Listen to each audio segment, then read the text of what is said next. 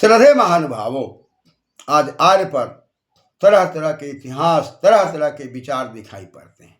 ये सारी की सारी बातें रूढ़ी बातें हैं, लेकिन यदि हम यौगिक बातों पर विचार करें तो री गतौ धातु से री हलो न्यत सूत्र से न्यत प्रत्यय लगकर आज शब्द निरूपित है, जिसका मतलब है कि मानव समाज में वह समाज जो अपने जीवन में आत्मा की उन्नति के लिए, चरित्र की उन्नति के लिए, बुद्धि की उन्नति के लिए जिन शास्त्रों का अध्ययन करता हो, अपने स्तर को ऊंचा बनाने का प्रयास करता हो, खान पान रहन सहन को सात्विक बनाकर शोषण की प्रवृत्ति से बचता हो, व्रती होता हो, अहिंसा के मार्ग पर चलता हो, न किसी को दुखाता हो, न किसी के लिए दुखाने का कार्य करता हो, मन वचन कर्म से कभी भी किसी के लिए बुरा न सोचता हो, ऐसा मानव उपदेश देने के योग्य है। ऐसा मानव सही दिशा में चलने और चलाने के योग्य है। इसलिए वेद आदेश करता है, अहम भूमिम ददाम आर्याय।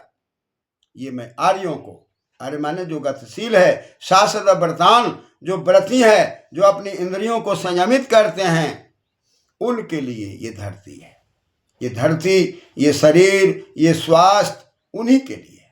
बाकी लोग नाना प्रकार से रोगों से युक्त होकर के और नाना प्रकार के रोगों में कहीं पर वो प्रमेह से ग्रसित होते हैं, कहीं पर वह व्यक्तित्व दमा से ग्रसित होगा, बवासीर से ग्रसित होगा, और खान पान के शुद्ध न रखने के कारण चाहे हम कितनी भी औषधि का सेवन क्यों न करते हों, संयम के अभाव में कह पित्त वात को सही तरीके से न समझने के कारण, छह रसों को ठीक प्रकार से न समझने के कारण, मधुर अम्ल तिक्त कटु कसाय लवण इनको न समझने के कारण किन वस्तुओं में कौन सा रस है, रसति रसम, रसति रस, ये कौन रस है जो हमको आनंदित करेगा, हमारे जीवन के परिवेश को आगे बढ़ाएगा, इसका यदि हम चिंतन नहीं करते हैं तो मानव का स्तर गिरेगा।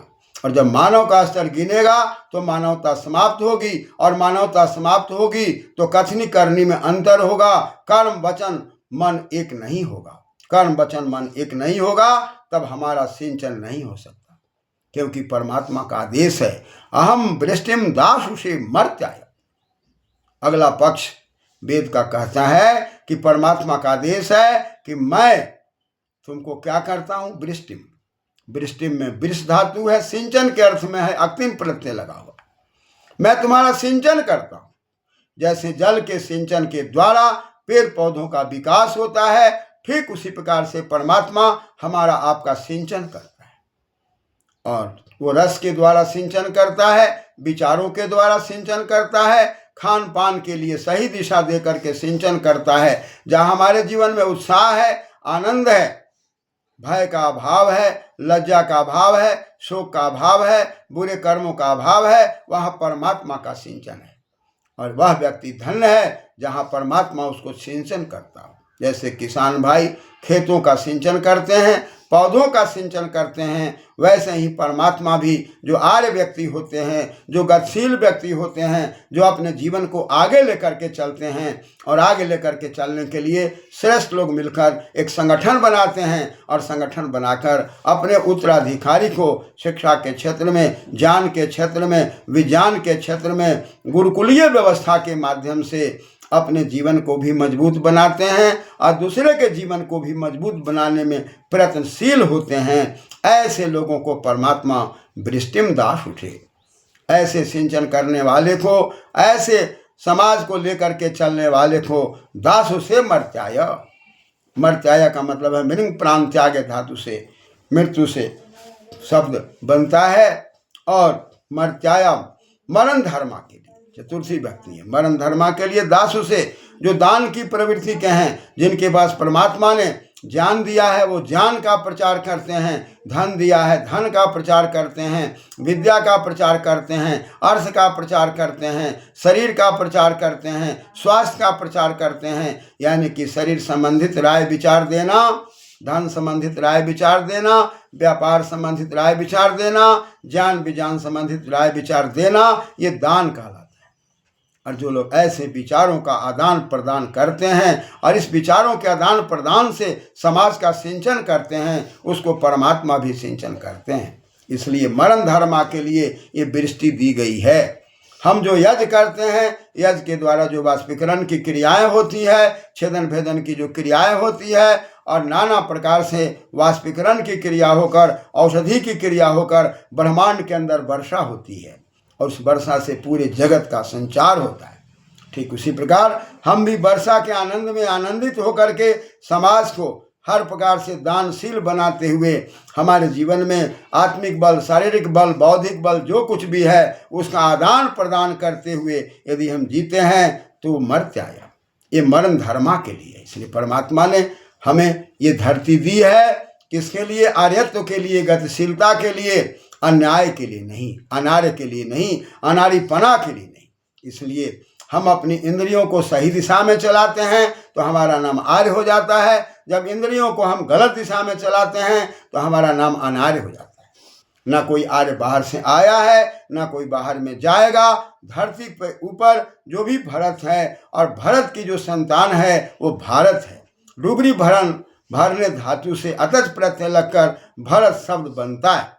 जो भी हमारा आपका भरण पोषण करते हैं वो सब भरत हैं, और भरत की संतान को तस्यापत्यम से अन प्रत्यय लगकर भारत कहा गया है। और जिस स्थान पर भरण पोषण होता हो वो भारतम कहलाया है। कहने का मतलब कि बड़े बुजुर्ग, माता पिता, आचार्य जो भी बालक बालिकाओं के सिंचन करते हैं वो सब भारत हैं, और उनकी संतान जो पढ़ते लिखते विकास करते हैं वो भारत हैं, और जिस स्थान पर किया जाता है वो भारतम है। इस प्रकार से पूरे विश्व को भारत कहा गया, पूरे विश्व के माता पिता को भारत कहा गया, उनकी संतान को भारत कहा गया, और जिस स्थान पर इस प्रकार का क्रियाकलाप होता है पूरा का पूरी धरती जो है वो भारतम है।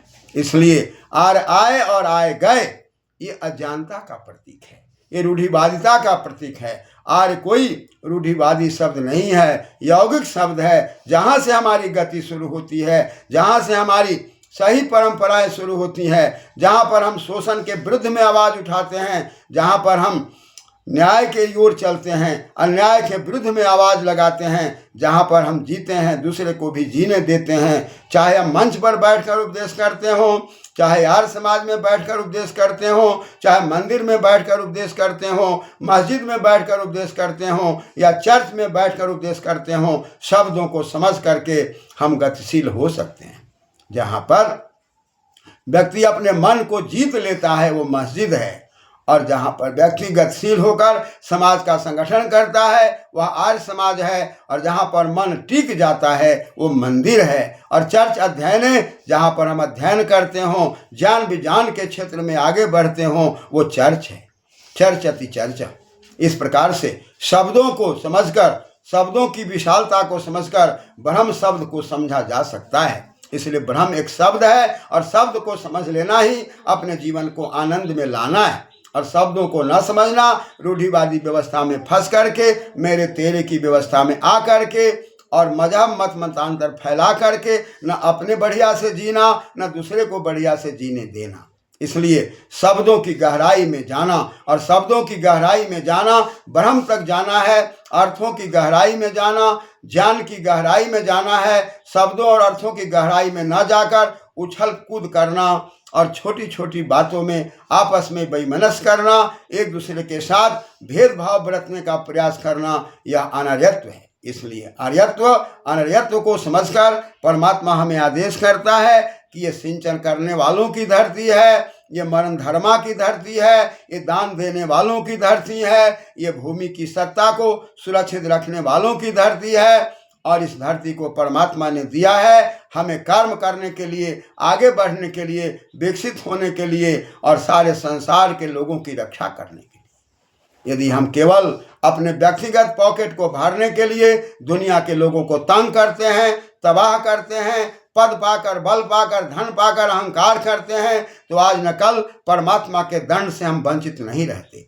और परमात्मा के दंड कर्मानुसार तरह तरह के रोग पैदा करते हैं। कहीं पर हम प्रमेह के शिकार होते हैं, कहीं कहीं पर हम टीबी के शिकार होते हैं, कहीं दम्मा के शिकार होते हैं, कहीं बवासीर के शिकार होते हैं। और साध्य और असाध्य रोगों में जो साध्य रोग है उसको हम दवा के द्वारा दूर करते हैं, असाध्य रोगों को कर्म का फल मानते हैं। और इस असाध्य रोगों से ग्रसित होकर के हम स्वयं दुखी होते हैं, और दुखी मस्तिष्क दूसरे को भी दुखी करता है। इसलिए वेद के आदेशानुसार ये वृष्टि, ये मरण धर्मा, ये दान, ये सब परमपिता परमात्मा की व्यवस्था है। अहम अपो, अपह, अपह का मतलब जल होता है, और जल परमपिता परमात्मा को भी कहा गया है। ज से जन्म, ल से लय, जन्म और लय के बीच में जो हम आगे बढ़ते हैं, कहा कि भाई वावसाना वसरी धातु है शब्द के अर्थ में। यह शब्द जो है परम तत्व का शब्द है, और ये परम तत्व का शब्द अपा परम तत्व का शब्द है। आन अनयम, जिसको हम लेकर के, इस शब्द को लेकर के, जल को लेकर के, जल की शीतलता जैसे प्यासे को तृप्त करता है, यही जल आगे आने वाले समय में जब हम इसको समझ लेते हैं तो जल का मतलब परमात्मा हो जाता है। और ये जल हमारे जीवन के लिए भौतिक अर्थ में है, और यही जल आध्यात्मिक अर्थ में परम तत्व के लिए है। अतः वह परमात्मा जलवत है, वह परमात्मा जल है, शीतल है। वह परमात्मा हमें अपनी शीतलता से, वह परमात्मा अपने जल की क्षमता से हमें सिंचित करता है। जल जैसे पेड़ पौधों को सिंचित करते हैं, वैसे परमात्मा भी हमको सिंचित करते रहते हैं, और हमें शब्दों की दुनिया में जाने के लिए आदेश देते हैं। और इस प्रकार से इस अपा को समझकर, अनयम को समझकर ये जल लाया गया है। परमपिता परमात्मा ने हमें इन शब्दों के माध्यम से, जल के माध्यम से जैसे सिंचन होता है, वह भी परमात्मा हमको सिंचित करते रहते हैं। किसान भाई जैसे पेड़ पौधों का सिंचन करते हैं, वैसे परमात्मा भी हमको सिंचन करते हैं। इसलिए अहम अपा, वह परमात्मा अपमयी है, जलमयी है, और इस जल के सिंचन को समझकर हम किंचन से ऊपर उठकर अपने जीवन को महान बना सकते हैं। धन्यवाद। क्रमशः।